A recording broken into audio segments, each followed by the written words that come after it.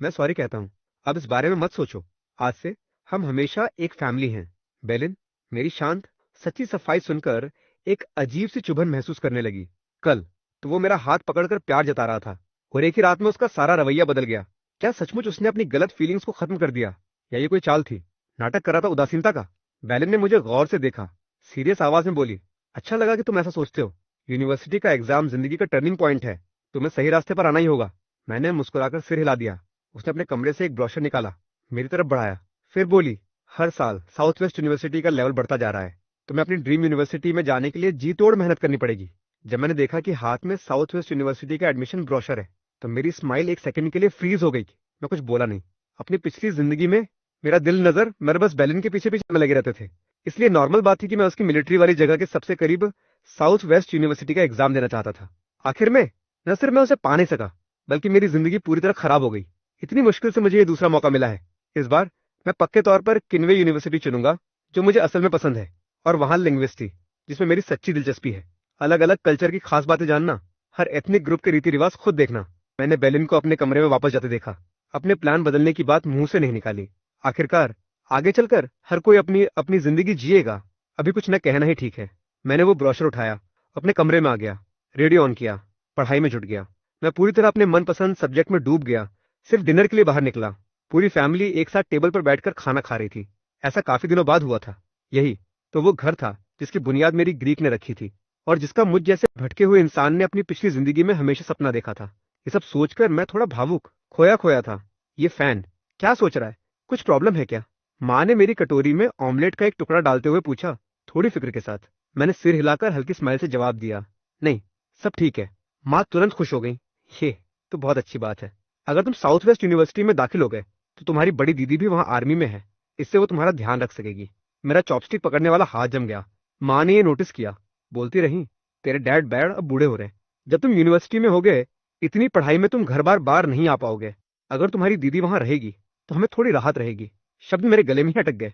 फिर मैंने कुछ नहीं कहा। इस गर्मी के बाद मैं 18 का हो जाऊंगा। जल्दी सो जाओ। मैं बाथरूम से निकलकर बाल सुखा रहा था, तभी आंगन में एक जानी पहचानी शख्सियत दिखी।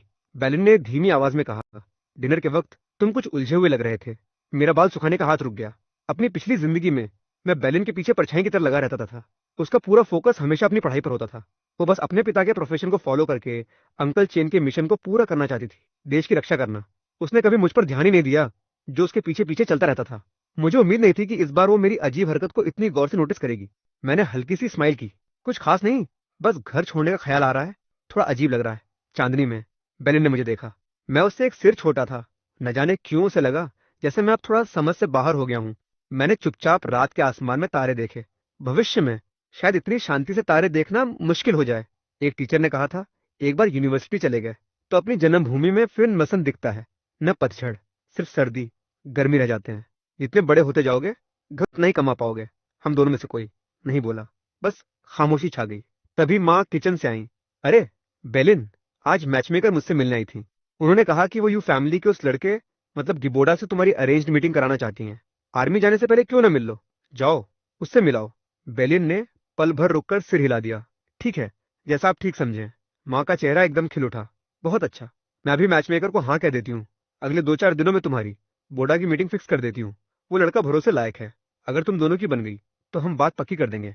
बाद में जब तुम आर्मी में रहोगी, तो कोई तुम्हारा ख्याल रखने वाला होगा।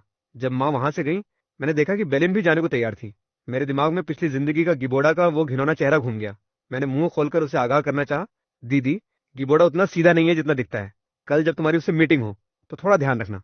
बेलिन ने त्योरी चढ़ाकर मुझे गुस्से से घूरा। इफैन, तुम सचमुच बदल गए हो। बोडा तुम्हारा बेस्ट फ्रेंड है, तुम्हें उसके बारे में ऐसी बातें नहीं करनी चाहिए। बेलिन के कमरे का दरवाजा जोर से बंद हुआ। मैं सन्न खड़ा रह गया। पिछली जिंदगी में मैंने क्यों नहीं देखा था कि बेलिन गिबोडा का कितना बचाव करती है। मुझे एक बेबसी सी महसूस हुई। लगता है मैंने बेकार ही फिक्र की। खैर, कोई बात नहीं।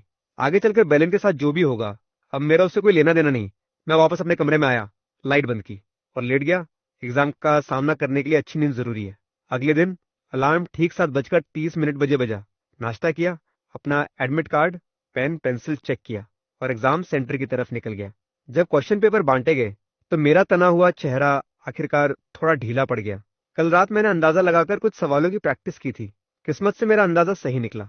इस बार मुझे पूरा यकीन है कि मैं आम दिनों से बेहतर करूंगा, अच्छे नंबर लाऊंगा। एक ऐसी स्माइल के साथ जो पूरे कॉन्फिडेंस से भरी थी। मैंने तेजी से अपनी कॉपी पर लिखना शुरू कर दिया। वक्त मिनट दर मिनट बीतता गया।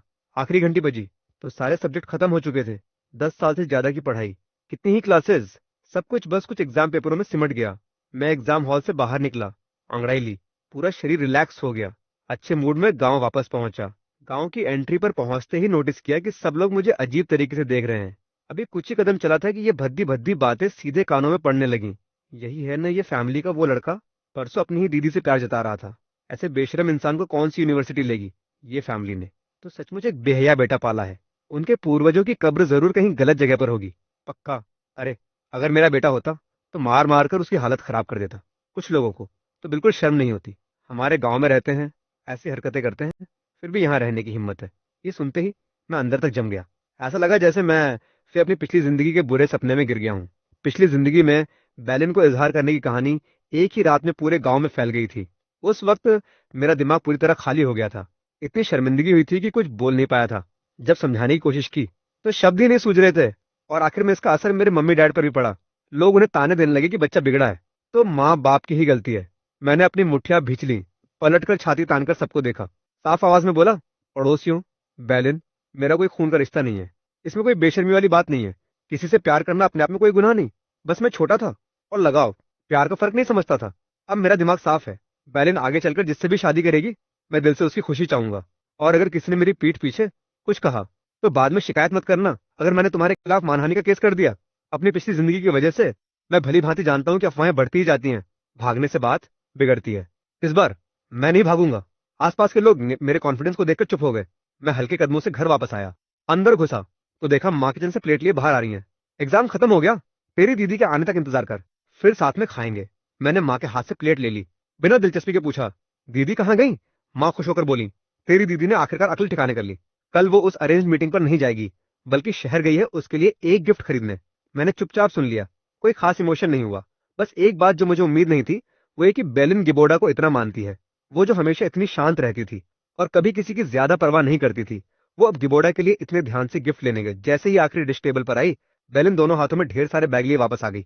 मैंने अंदर झांक कर देखा, शर्ट, चमड़े का bag, blood eggs, moon cake. इतना सब क्यों खरीदा? माँ ने मुस्कुराकर पूछा। बेलिन बोली, ये तुम्हारे डैड के लिए है, मैं जल्दी ही जाने वाली हूँ, तो तुम लोगों के लिए कुछ छोटी छोटी चीजें ले आई बेटी। तुमने तो अभी अभी कमाना शुरू किया है, अपने फ्यूचर के लिए बचाना चाहिए। मुझे इन सब की जरूरत नहीं। मैं खामोशी से उनकी बातें सुनता रहा, बस अपनी पसंद का पोर्क स्टू चुपचाप खाता रहा। डिनर के बाद मैं सीधा अपने कमरे में आ गया। अंदर घुसते ही मेज पर रखी बैलन मेरी फोटो पर नजर पड़ी। मैंने पास जाकर फ्रेम में बंद हमारे दोनों के खुश चेहरों को देखा। पुरानी बातें याद आने लगी। जब से बैलन इस घर में आई थी, वो हमेशा मेरे लिए बहुत अच्छी रही थी। 10 साल की उम्र में जब मैं पूरा भीग गया था, ठंड लग गई थी, तो उसने गर्म तौलिए से मेरी बुखार उतारी थी और सारी रात जागकर मेरा ध्यान रखा था। 12 की उम्र में जब एक बड़े लड़के ने मुझे परेशान किया, तो बैलिन ने बिना झिझक मेरी तरफदारी की थी। वो जो एक बेहतरीन स्टूडेंट थी, उसे मेरी वजह से पहली बार वार्निंग मिली थी।